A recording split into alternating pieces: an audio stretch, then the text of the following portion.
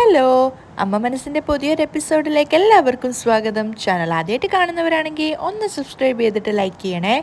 അപ്പോൾ ചന്ദ്രിക മുഴുവനായിട്ടുള്ള പണവും കിട്ടിയിട്ടുണ്ടായിരുന്നില്ല. 4.5 കോടി രൂപയിൽ 60 ലക്ഷത്തിൻ്റെ കുറവുണ്ടായിരുന്നു.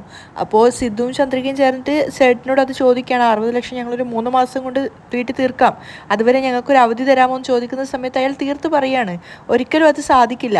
കാരണം നിങ്ങളെക്കാൾ രണ്ടാമതായിട്ട് വിളിച്ചിട്ടുള്ള ഈ ഒരു സുന്ദറിന് ഞാൻ ഈ വീട് കൊടുക്കുന്ന അയാൾ പറയുന്ന സമയത്ത് ചന്ദ്രികയും മഹേന്ദ്രനും സിദ്ധുവും ലക്ഷ്മിയൊക്കെ ഒരുപോലെ ഷോക്കായിട്ട് നിൽക്കുവാണ്. കാരണം അവരൊരു അവധി പ്രതീക്ഷിച്ചിട്ടുണ്ടായിരുന്നു. അതുപോലെ തന്നെ സുന്ദർ പറയുന്നുണ്ട്, എന്തായാലും 3 ദിവസത്തെ അവധി ഇവർക്ക് കൊടുത്തല്ലോ, അവരെ കൊണ്ട് പണം ഉണ്ടാക്കാൻ സാധിച്ചിട്ടില്ല, മുഴുവനായിട്ടുള്ള എമൗണ്ട് ഉണ്ടാക്കാൻ സാധിച്ചിട്ടില്ല, അതുകൊണ്ട് വീട് ഞാൻ തന്നെ എടുക്കാമെന്ന് അയാൾ പറയുന്ന സമയത്ത് ചന്ദ്രിക കരയുന്ന രീതിയിലാണ് സേട്ടിനോട് പറയുന്നത്. സേട്ട്, ഇത് എൻ്റെ അച്ഛൻ വളരെയധികം കഷ്ടപ്പെട്ട് അധ്വാനിച്ചുണ്ടാക്കിയ വീടാണ്.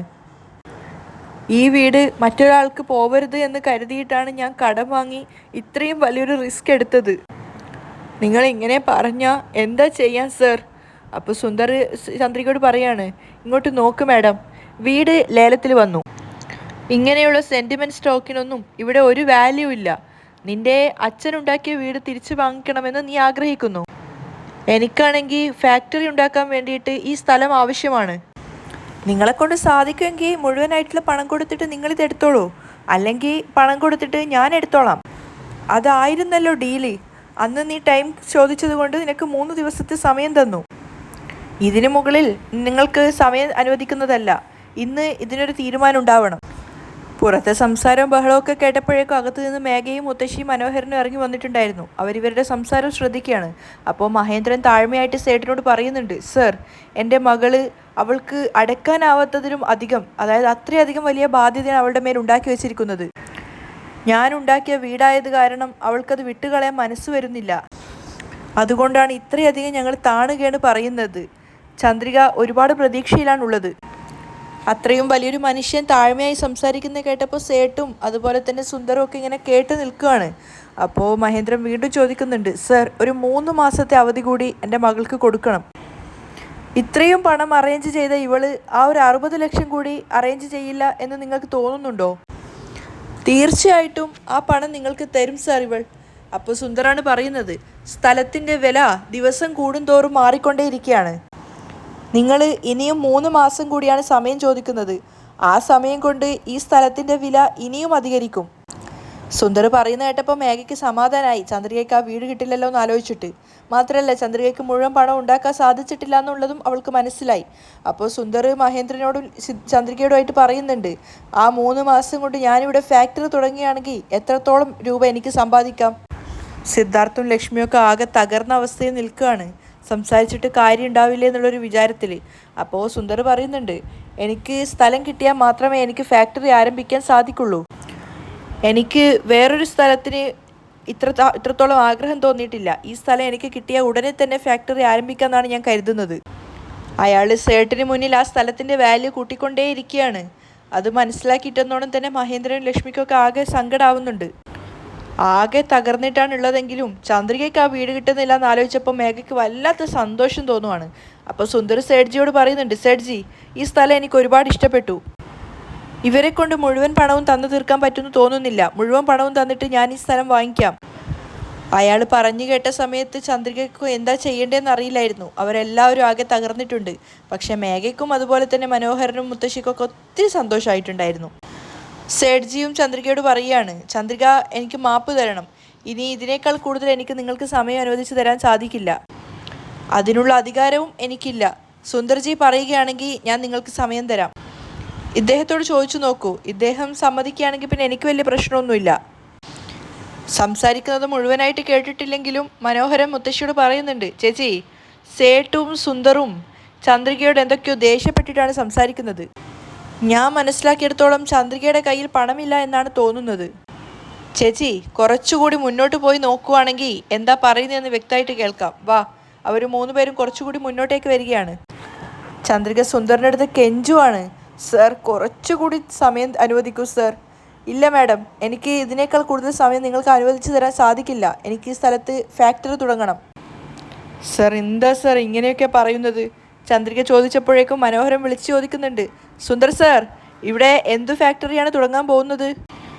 ബിയർ ഫാക്ടറിയാണ് തുടങ്ങാൻ പോകുന്നത്. അയാൾ സന്തോഷത്തോടെ പറഞ്ഞു കേട്ടതും ശരിക്കും ചന്ദ്രികയും എല്ലാവരും ഞെട്ടിപ്പോയിട്ടുണ്ടായിരുന്നു. കാരണം അവരത്രയും പവിത്രമായി കൊണ്ടു നടക്കുന്ന അവരുടെ വീട്ടിലെ ആ ഒരു സ്ഥലത്തും ബിയറിൻ്റെ ഒരു ഫാക്ടറിയാണ് സുന്ദർ തുടങ്ങാൻ വേണ്ടി പോകുന്നത്. താൻ നശിച്ചാലും വേണ്ടില്ല, അയൽക്കാർ കൂടി നശിക്കണം എന്നുള്ളൊരു മൈൻഡാണ് മേഘയ്ക്ക് ഉണ്ടായിരുന്നത്. അവളുടെ വീടാണ് നഷ്ടപ്പെടുന്നതെന്ന് പോലും അവൾക്ക് ചിന്ത ഉണ്ടായിരുന്നില്ല. അവൾ ആ സമയത്ത് സന്തോഷത്തോടെ ചിരിക്കുകയാണ്. അവിടെ നിന്ന് ഇറങ്ങിക്കൊടുത്തിട്ടാണ് അവിടെ ബിയർ ഫാക്ടറി തുടങ്ങാൻ പോകുന്നത്. പക്ഷേ ചന്ദ്രികയുടെ കണ്ണ് നിറഞ്ഞിട്ടുണ്ടായിരുന്നു. സിദ്ധാർത്ഥനും ലക്ഷ്മിക്കും മഹേന്ദ്രനും അതുപോലെ ഒക്കെ വല്ലാത്തൊരു അവസ്ഥയിലാണ് അവരൊക്കെ ഉണ്ടായിരുന്നത്. ചന്ദ്രികയ്ക്ക് എങ്ങനെയാണ് ആ അവസ്ഥ തരണം ചെയ്യേണ്ടതെന്ന് പോലും മനസ്സിലാവുന്നുണ്ടായിരുന്നില്ല. അതുകൊണ്ട് തന്നെ ചന്ദ്രിക സങ്കടത്തോടെയാണ് പറയുന്നത്, കരഞ്ഞുകൊണ്ട്, സർ ഇത് വീടല്ല സർ, ഇത് ഞങ്ങളുടെ ക്ഷേത്രമാണ്. ഇത് ഇടിച്ചിട്ട് ഇവിടെ നിങ്ങൾ ബിയർ ഫാക്ടറി കെട്ടാനല്ലേ ആഗ്രഹിക്കുന്നത്? സത്യമായിട്ടും ഈ സ്ഥലം ഞങ്ങൾ നിങ്ങൾക്ക് വിട്ടു തരില്ല സർ. ചന്ദ്രികയുടെ ശബ്ദം ഇടറുവാണ്. പക്ഷേ മുത്തശ്ശിയും മേഘയൊക്കെ ചിരിച്ചുകൊണ്ടാണ് കേട്ട് നിൽക്കുന്നത്. ചന്ദ്രികയ്ക്ക് അത് കിട്ടില്ലല്ലോ എന്ന് ആലോചിച്ചിട്ട്. വിട്ടുതരാൻ സാധിക്കില്ല സർ. അപ്പോഴേക്കും സുന്ദറിൻ്റെ ഫോണിലേക്ക് ഒരു കോൾ വന്നിട്ടുണ്ടായിരുന്നു. എക്സ്ക്യൂസ് മീ എന്ന് പറഞ്ഞിട്ട് സുന്ദർ ആ ഫോണും കൊണ്ട് അവിടുന്ന് പോവുകയാണ്. ലക്ഷ്മി സങ്കടത്തോടെ മേഘയോട് പറയാണ്, ഏയ് മേഘ, അച്ഛൻ കെട്ടിയുണ്ടാക്കിയ വീടാണ് ഇത്. ഈ വീട് ഇടിച്ചു കളഞ്ഞിട്ട് അവിടെ ബിയർ ഫാക്ടറി ഉണ്ടാക്കാൻ പോകുവാണെന്നാണ് ഇവർ പറയുന്നത്. ഇതിനെല്ലാം കാരണം നീ ഒരുത്തിയാണ്. മേഘയോട് പറഞ്ഞു കേട്ടപ്പോൾ മേഘയുടെ മുഖം മാറുവാണ്. അതുപോലെ തന്നെ മനോഹരൻ്റെയും മുത്തശ്ശിയുടെ ഒക്കെ. എങ്ങനെയുണ്ടായിരുന്ന കുടുംബമാണിത്? ആ കുടുംബത്തിനെ ഇങ്ങനെ നടുറോഡിൽ നിർത്തിച്ചില്ലേ നീ? മേഘയ്ക്കും മുത്തശ്ശിക്കൊന്നും ഒരു ഭാവഭേദവും ഉണ്ടായിരുന്നില്ല. അപ്പോൾ മഹേന്ദ്ര മേഘയോട് ചോദിക്കുന്നുണ്ട്, നീ കാരണം ചന്ദ്രിക എത്രമാത്രം കഷ്ടപ്പെടുന്നുണ്ടെന്ന് നീ കാണുന്നുണ്ടോ? അവൾക്ക് അടക്കാനാവുന്നതിനേക്കാളും എത്രയോ അധികമാണ് അവൾ കടം വാങ്ങിച്ചു കൂട്ടിയത്. എത്ര വലിയ സങ്കടകരമായ ഒരു അവസ്ഥയിലാണ് ഞങ്ങളെ എല്ലാവരും കൊണ്ടെത്തിച്ചതെന്ന് അറിയോ നിനക്ക്? ചന്ദ്രിക ഒന്നും പറയാതെ കരഞ്ഞുകൊണ്ടേയിരിക്കുകയാണ്. അപ്പോഴേക്കും കോള് കഴിഞ്ഞിട്ട് സുന്ദർ വന്നിട്ടുണ്ടായിരുന്നു. സേഠ്ജി, അമിച്ചറാണ് കോൾ ചെയ്തത്. അദ്ദേഹത്തിന് ഈ സ്ഥലം ഒരുപാട് ഇഷ്ടപ്പെട്ടു എന്നാണ് പറയുന്നത്. അത് കേട്ടപ്പോൾ ചന്ദ്രിക പേടിയോടെ നിൽക്കുകയാണ്. അപ്പോൾ സുന്ദർ സേഠനോട് പറയുന്നുണ്ട്, ഈ ലേലത്തിനെടുത്ത എമൗണ്ട് ഇവരെ കൊണ്ട് മുഴുവനായിട്ട് അടക്കാൻ സാധിക്കില്ലെങ്കിൽ അത്ര തന്നെ എമൗണ്ട് അദ്ദേഹം അടച്ചിട്ട് ഇപ്പം തന്നെ രജിസ്റ്റർ ചെയ്യാമെന്നാണ് അദ്ദേഹം പറയുന്നത്. തങ്ങൾക്കിനി ഒന്നും ചെയ്യാനാവില്ല എന്നുള്ളൊരു അവസ്ഥയിലാണ് ചന്ദ്രികയും കുടുംബവും നിൽക്കുന്നത്. എന്നാൽ മേഘയും മുത്തശ്ശിക്കൊക്കെ അപ്പോഴാണ് സമാധാനമായത്. നെഞ്ചിൽ കൈവച്ച് ദൈവത്തിനെ പ്രാർത്ഥിക്കുകയാണ്, ചന്ദ്രികയ്ക്ക് അത് കിട്ടിയില്ലല്ലോ എന്ന് ആലോചിച്ചിട്ട്. അപ്പോൾ സേട്ട് സുന്ദറിനോട് പറയുന്നുണ്ട്, ചന്ദ്രിക 4,51,00,000 ഇവിടെ ലേലം എടുത്തത്. അതേ എമൗണ്ട് തന്നെ അദ്ദേഹം സെറ്റിൽ ചെയ്യാമെന്നാണ് പറയുന്നത്. സുന്ദർ പറയുകയാണ്, വീട് എനിക്ക് തന്നെ എഴുതി തന്നേക്ക്. മേഘ ശരിക്കും പരിഹാസത്തോടെയാണ് ചിരിക്കുന്നത് ചന്ദ്രിക കരയുന്നത് കണ്ടിട്ട്. ചന്ദ്രിക, ഇതിൽ കൂടുതൽ എനിക്കൊന്നും ചെയ്യാൻ സാധിക്കില്ല. നിങ്ങൾക്ക് അനുവദിച്ച സമയം കഴിഞ്ഞു. ഇനി സുന്ദർ സാറിന് ഈ വീട് എഴുതി കൊടുക്കാമെന്നാണ് ഞാൻ കരുതുന്നത്. ചന്ദ്രിക കരഞ്ഞുകൊണ്ട് വീണ്ടും വീണ്ടും യാചിക്കുകയാണ്. സിദ്ധുവും ലക്ഷ്മിയും ഒക്കെ അതേ അവസ്ഥയിലാണ്. അപ്പോൾ മനോഹരന് സമാധാനമായി. അതുപോലെ മേഘയ്ക്കും മുത്തശ്ശിക്കും. മനോഹരൻ മനസ്സിൽ ചിന്തിക്കുന്നുണ്ട്, അമ്പോ, ചന്ദ്രികയ്ക്ക് എന്തായാലും വീട് കിട്ടിയില്ല സർ. സിദ്ധു വിളിക്കുന്നുണ്ട്. അപ്പോൾ മേഘ മനസ്സിൽ ചിന്തിക്കുകയാണ്, ഇപ്പോഴാ സമാധാനമായത്. ഞാൻ വിചാരിച്ചതുപോലെ തന്നെ ചന്ദ്രികയെ കൊണ്ട് പണം ഉണ്ടാക്കാൻ സാധിച്ചില്ല. അയ്യോ ചന്ദ്രിക, നമ്മൾ ഈ ചെയ്തതൊക്കെ വെറുതെ ആയല്ലോ മോളെ. കരഞ്ഞുകൊണ്ട് ലക്ഷ്മി പറയുകയാണ്. അവൾക്ക് മറുത്തൊന്നും പറയാൻ സാധിക്കുന്നുണ്ടായിരുന്നില്ല. ചന്ദ്രിക കരഞ്ഞുകൊണ്ടേ ഇരിക്കുകയാണ്. അപ്പോൾ മഹേന്ദ്രനും പറയുന്നുണ്ട്, ചന്ദ്രിക, ഇത്രയും വലിയ കടം വാങ്ങിയിട്ട് നമ്മൾ ഈ വീട് വാങ്ങിയിട്ട് യാതൊരു കാര്യമില്ല മോളെ. അവർ തന്നെ ഈ വീട് എടുത്തോട്ടെ, നമുക്ക് എങ്ങോട്ടെങ്കിലും പോവാം മോളെ. അദ്ദേഹം ഹൃദയം പൊട്ടുന്ന വേദനയോടെയാണ് പറയുന്നത്. അത് ചന്ദ്രികയ്ക്ക് മനസ്സിലാവുന്നുണ്ടായിരുന്നു. ഇല്ല അച്ഛാ, ഇത് നിങ്ങൾ കഷ്ടപ്പെട്ട് കെട്ടിയുണ്ടാക്കിയ വീടാണ്.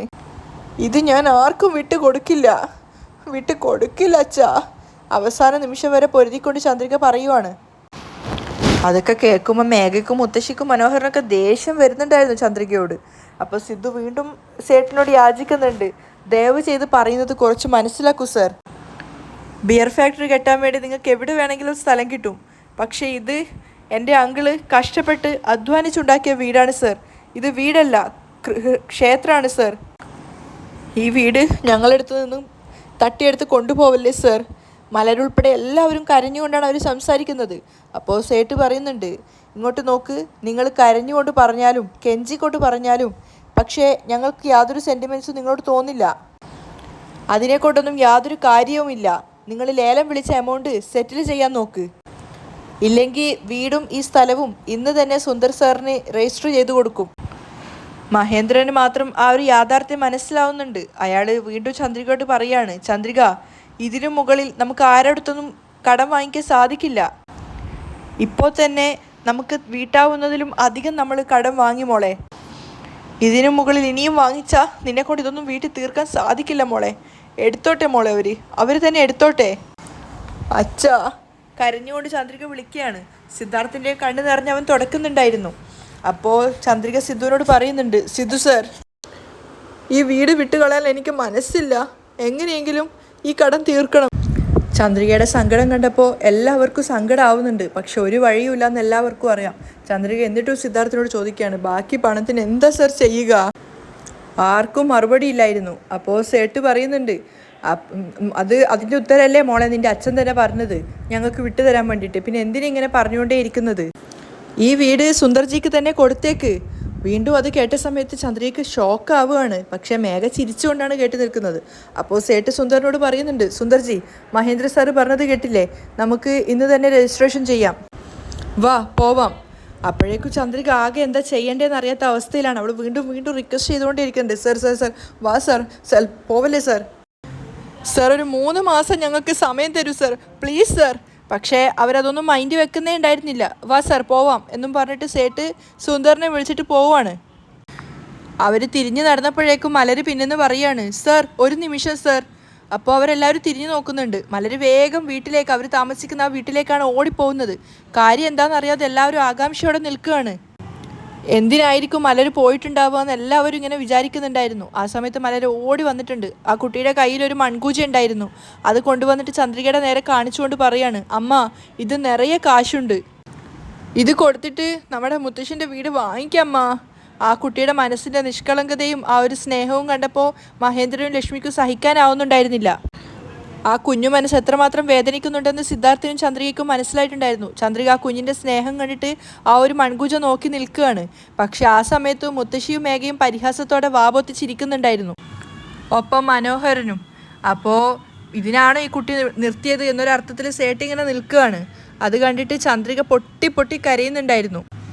അപ്പോൾ സേട്ട് മലറിനോട് പറയുന്നുണ്ട്, മോളെ, മോളുടെ മുത്തശ്ശൻ്റെ വീട് വാങ്ങിക്കാൻ വേണ്ടി ഈ കാശ് തികയില്ല മോളെ. ആ കുഞ്ഞിൻ്റെ ആ ഒരു മനസ്സ് പോലും ആരും കാണുന്നില്ലല്ലോ എന്ന് ഓർത്തിട്ട് ചന്ദ്രികയ്ക്കും സിദ്ധാർത്ഥിനും സഹിക്കാനാവുന്നുണ്ടായിരുന്നില്ല. അപ്പോൾ ലക്ഷ്മിയും സങ്കടത്തോടെ പറയുന്നുണ്ട്, സർ കുഞ്ഞ് പോലും മുത്തശ്ശൻ്റെ വീട് എങ്ങനെയെങ്കിലും വാങ്ങിക്കണം എന്നാണ് സർ ആഗ്രഹിക്കുന്നത്. ആ കുഞ്ഞിൻ്റെ മുഖത്തേക്കൊന്ന് നോക്ക് സർ, ദയവ് ചെയ്ത് വലിയൊരു മനസ്സ് കാണിക്കു സർ. അവരെല്ലാവരും കരഞ്ഞുകൊണ്ടാണ് പറയുന്നത്. പക്ഷേ മുത്തശ്ശി അവിടുന്ന് പുച്ഛത്തോടെ ചിരിക്കുന്നുണ്ടായിരുന്നു. ഹോ, അവളുടെ ഒരു അഭിനയം എന്നൊക്കെ ഒരു അർത്ഥത്തിൽ. അപ്പോൾ സേട്ട് പറയുന്നുണ്ട്, ഇത് ബിസിനസ്സാണ്, ഇവിടെ സെൻറ്റിമെൻറ്റ്സിന് സ്ഥാനമില്ല. ലേലം ഏത് എമൗണ്ടിലാണോ വിളിച്ചത് ആ എമൗണ്ടിന് വീടെടുക്കുക. ഇതിൽ ഞാൻ വിട്ടുവീഴ്ച ചെയ്തു കഴിഞ്ഞാൽ അതെൻ്റെ ജോലിയെ ബാധിക്കും. വാ സുന്ദർജി, നമുക്ക് പോവാം എന്ന് പറഞ്ഞിട്ട് അവരവിടുന്ന് പോകുന്നുണ്ട്. അപ്പോൾ നിരാശയോടെയാണ് ചന്ദ്രിക കരഞ്ഞുകൊണ്ടേയിരിക്കുന്നത്. ചന്ദ്രികയുടെ സങ്കടം കണ്ടിട്ട് കരഞ്ഞുകൊണ്ട് മലരും ചോദിക്കുന്നുണ്ട്, അമ്മ മുത്തശ്ശൻ്റെ വീട് നമ്മളെ കൊണ്ട് വാങ്ങിക്കാൻ സാധിക്കില്ലേ? ആ കുഞ്ഞിൻ്റെ ചോദ്യത്തിന് മറുപടി പറയാനാവാതെ എല്ലാവരും കരയാണ്. അപ്പോൾ മേഘയ്ക്കാണെങ്കിൽ സന്തോഷമായിട്ടുണ്ട്. മേഘ സന്തോഷത്തോടെ കൂടി ചിരിക്കുകയാണ്, ചന്ദ്രയ്ക്ക് കിട്ടിയില്ലല്ലോ എന്ന് ആലോചിച്ചിട്ട്. അതുപോലെ തന്നെ മുത്തശ്ശിയും മനോഹരനും. അപ്പോൾ മഹേന്ദ്രൻ മലറിനെ വിളിക്കുകയാണ്. എന്നിട്ട് സ്നേഹത്തോടെ മലറിൻ്റെ കവിളിൽ തലോടിക്കൊണ്ട് പറയുന്നുണ്ട്, മോളുടെ അമ്മ ഇതിനേക്കാളും വലിയ വീടുണ്ടാക്കും, കരയാൻ പാടില്ല കേട്ടോ എന്ന് പറയുന്ന സമയത്ത് സിദ്ധാർത്ഥും ചന്ദ്രികയും കണ്ണുനീര് തുടക്കുകയാണ്. അപ്പോൾ മഹേന്ദ്രൻ്റെ ആ ഒരു വാഗ്ദാനം കേട്ട സമയത്ത് മുത്തശ്ശിക്ക് ചിരിയാണ് വരുന്നത്. അവരതുകൊണ്ട് തന്നെ ചിരിക്കുന്നുണ്ടായിരുന്നു, മനോഹരനും മേഘയും. ഇത്രയൊക്കെ ചെയ്തിട്ടും തോറ്റുപോയല്ലോ എന്ന് ആലോചിച്ചിട്ടാണ് സിദ്ധാർത്ഥിനും ചന്ദ്രികയ്ക്കും സങ്കടം സഹിക്കാനാവാത്തത്. അപ്പോൾ മനോഹരൻ മുത്തശ്ശിയോട് പറയുന്നുണ്ട്, ചേച്ചിയുടെ നേർച്ച ദൈവം കേട്ടു എന്നാണ് തോന്നുന്നത്. അപ്പോൾ മുത്തശ്ശി പറയാണ്, ഒന്ന് വായ് പൂട്ടടാ, അവരുടെ ചെവിയിൽ കേൾക്കാൻ വേണ്ടിയിട്ടാണോ നീ ഇപ്പോൾ പറയുന്നത്? അപ്പോഴേക്കും ആ ഗേറ്റ് കടന്നിട്ട് പുതിയൊരു കാർ അങ്ങോട്ടേക്ക് വന്നിട്ടുണ്ടായിരുന്നു. അത് സേട്ടിൻ്റെ കാറിനെയും സുന്ദറിൻ്റെ കാറിനും നടുവിലായിട്ട് നിർത്തുന്ന സമയത്ത് അവരും അവരുടെ കാറ് നിർത്തുകയാണ്. അപ്പോൾ ആ കാറിൽ നിന്നും ഒരു ബിസിനസ്സുകാരനെ പോലെ തോന്നിക്കുന്ന ഒരാൾ ഇറങ്ങുന്നത്. ഇവർക്ക് ആർക്കും തന്നെ അയാളെ പരിചയം ഉണ്ടായിരുന്നില്ല. എല്ലാവരും അതിശയത്തോടെ അയാളിങ്ങനെ നോക്കി നിൽക്കുകയാണ്. എന്തായാലും അയാളുടെ ലുക്ക് കാണുമ്പോൾ അയാളൊരു വലിയ പണക്കാരനാണെന്ന് മനസ്സിലാവുന്നുണ്ടായിരുന്നു. അതുപോലെ തന്നെ സേട്ടിൻ്റെ കാറിൽ നിന്ന് സേട്ടും സുന്ദറിൻ്റെ കാറിൽ നിന്ന് അയാളും ഇറങ്ങിയിട്ടുണ്ടായിരുന്നു. അപ്പോൾ സേട്ടിനെ കണ്ട സമയത്ത് അയാൾ കൈ കൊടുക്കുകയാണ്. അതുപോലെ തന്നെ സഞ്ജയ് എന്നൊക്കെ വിളിച്ചിട്ട് പേര് അഭിസംബോധന ചെയ്യുന്നുണ്ട്. അതിന് പുറമെ അവർ പരസ്പരം സുഖാന്വേഷണമൊക്കെ നടത്തുകയാണ്. അല്ല, എനിക്ക് നല്ല സുഖം തന്നെയാണ്, നിങ്ങളെന്താ ഇത്രയും ദൂരം ഇങ്ങോട്ടേക്ക് വന്നിരിക്കുന്നത്? അപ്പോൾ അയാൾ തിരിച്ചു പറയുന്നുണ്ട്, അത് എന്താണെന്ന് വെച്ചാൽ ഈ ചന്ദ്രിക ആരാണ്? അപ്പോൾ സേട്ട് കാണിച്ചു കൊടുക്കുകയാണ്, ചന്ദ്രികയെ ചൂണ്ടി കാണിക്കുന്നുണ്ട്, അതാണ് ചന്ദ്രിക. ചന്ദ്രികയുടെ നേരെ വിരൽ ചൂണ്ടിയിട്ട് സേട്ട് സംസാരിക്കുന്നത് കണ്ടപ്പോൾ മേഘ ഉൾപ്പെടെ എല്ലാവരും ഇങ്ങനെ നോക്കി നിൽക്കുകയാണ്, എന്തായിരിക്കും പറയുന്നത് എന്ന് വിചാരിച്ചിട്ട്. കാരണം അവരെല്ലാവരും കുറച്ച് ദൂരത്തായതുകൊണ്ട് സംസാരിക്കുന്നത് കേൾക്കാൻ സാധിക്കുന്നുണ്ടായിരുന്നില്ല. അപ്പോൾ സഞ്ജയ് സേട്ടിനോട് പറയുന്നുണ്ട്, സേട്ട് നിങ്ങളും വാ, എന്നിട്ട് നിങ്ങൾ തന്നെ എന്നെ ഒന്ന് പരിചയപ്പെടുത്തി കൊടുക്ക്. വരൂ സർ, വാ എന്ന് പറഞ്ഞിട്ട് അങ്ങോട്ടേക്ക് കൂട്ടിക്കൊണ്ട് പോയിട്ട് ചന്ദ്രികയുടെ അടുത്തെത്തിയ സമയത്ത് സേട്ട് പറയാണ്, ചന്ദ്രിക സാർ ആരാണെന്ന് മനസ്സിലായോ? അപ്പോൾ ചന്ദ്രിക പറയുന്നുണ്ട്, അറിയില്ല, എനിക്ക് മനസ്സിലായിട്ടില്ല. സാറിൻ്റെ പേര് സഞ്ജയ്, നടൻ ജയശങ്കർ സാറിൻ്റെ അനിയനായിട്ട് വരും. ചന്ദ്രികയ്ക്ക് ആളെ മനസ്സിലായിട്ടില്ലെങ്കിലും അവൾ കൈകൂപ്പിയിട്ട് ബഹുമാനത്തോടെ നിൽക്കുവാണ്. അപ്പോൾ മേഘ ഇങ്ങനെ ചിന്തിക്കുന്നുണ്ട്, ഓ വലിയ സ്ഥലത്ത് നിന്നൊക്കെയാണല്ലോ ചന്ദ്രികയെ അന്വേഷിച്ച ആൾ വരുന്നതെന്ന്. ചന്ദ്രികയ്ക്കും സിദ്ധുവിനും ആർക്കും തന്നെ മനസ്സിലായിട്ടില്ല എന്തിനായിരിക്കും ഇവർ ചന്ദ്രികയെ അന്വേഷിച്ച് വന്നതെന്ന്. അപ്പോൾ സേട്ട് തന്നെ പറഞ്ഞു കൊടുക്കുന്നുണ്ട്, ഇദ്ദേഹം പുതിയതായിട്ടൊരു ടെക്സ്റ്റൈൽ ഷോപ്പ് തുടങ്ങുന്നു. അപ്പോൾ അദ്ദേഹം ചന്ദ്രികയ്ക്ക് നേരെ നമസ്കാരം പറയാണ്. ചന്ദ്രികയ്ക്ക് ഒന്നും മനസ്സിലായിട്ടില്ലെങ്കിലും അവളും നമസ്കാരം പറയുന്നുണ്ട്. ഒപ്പം സിദ്ധാർത്ഥും, ഞാൻ പുതിയതായിട്ട് അച്ഛൻ്റെ പേരിലൊരു റെഡിമെയ്ഡ് ഷോപ്പ് തുടങ്ങാൻ ആരംഭിക്കുന്നുണ്ട്. അപ്പോൾ അതിന് വേണ്ടുന്ന ഡ്രസ്സുകളൊക്കെ സ്റ്റിച്ച് ചെയ്യാൻ ആരുടെ അടുത്ത് കൊടുക്കുന്നുള്ളൊരു കൺഫ്യൂഷൻ ഉണ്ടായിരുന്നു. അപ്പോൾ എൻ്റെ ഫ്രണ്ട് നിങ്ങളുടെ പേരാണ് എനിക്ക് റെക്കമെൻഡ് ചെയ്തത്. അത് കേട്ട സമയത്ത് ചന്ദ്രിക ഇങ്ങനെ അതിശയത്തോടെ നിൽക്കുകയാണ്. ആ ഒരു സമയത്ത് അത്രയും വലിയൊരു വാക്ക് അവൾക്ക് അത്രയും സഹായം ഉള്ളൊരു വാക്ക് തന്നെയായിരുന്നു. പക്ഷെ അത് കേട്ടപ്പോൾ മേഘാകെ തളർന്നു പോയിട്ടുണ്ടായിരുന്നു. അവൾ പറ്റെ തോറ്റൊരവസ്ഥ നിൽക്കുകയാണ്. കാരണം ചന്ദ്രികയെ അന്വേഷിച്ച് ഇത്രയും വലിയൊരു എൻക്വയറി വരിക എന്നുള്ളത് മേഘയെ സംബന്ധിച്ചൊരു തോൽവി തന്നെയായിരുന്നു. അപ്പോൾ അയാൾ പറയുന്നുണ്ട്, മാത്രമല്ല സേഡ്ജിയും എൻ്റെ ഒരു ഫ്രണ്ടാണ്. ഇനിയും ഒരു മാസം മാത്രമേ ഉള്ളൂ. ആ ഒരു മാസത്തിനുള്ളിൽ എനിക്ക് ടെക്സ്റ്റൈൽ ഷോപ്പ് ഓപ്പൺ ചെയ്തു തന്നെ ആവണം. അതുകൊണ്ട് നിങ്ങൾ ഇമ്മീഡിയറ്റ് ആയിട്ട് തന്നെ ജോലി ആരംഭിക്കണം. നാളെ തന്നെ നിങ്ങൾ എൻ്റെ ഓഫീസിലേക്ക് വരണം, എന്നിട്ട് കോൺട്രാക്റ്റ് ഒക്കെ സൈൻ ചെയ്യാം. അയാളുടെ ആ വാക്കുകൾ ചന്ദ്രികയ്ക്കും സിദ്ധാർത്ഥിനും ലക്ഷ്മിക്കും മഹേന്ദ്രനും ഒക്കെ വലിയൊരു ആശ്വാസവാക്ക് തന്നെയായിരുന്നു. അവരെല്ലാവരും സമാധാനത്തോടെ സന്തോഷത്തോടെയാണ് നിൽക്കുന്നത്. മാത്രമല്ല ചന്ദ്രിക അയാൾ പറഞ്ഞ ആ ഒരു കാര്യത്തിൽ സമ്മതിക്കുകയാണ്. അവിടെയാണ് ഇന്നത്തെ എപ്പിസോഡ് വൈൻഡപ്പ് ചെയ്യുന്നത്.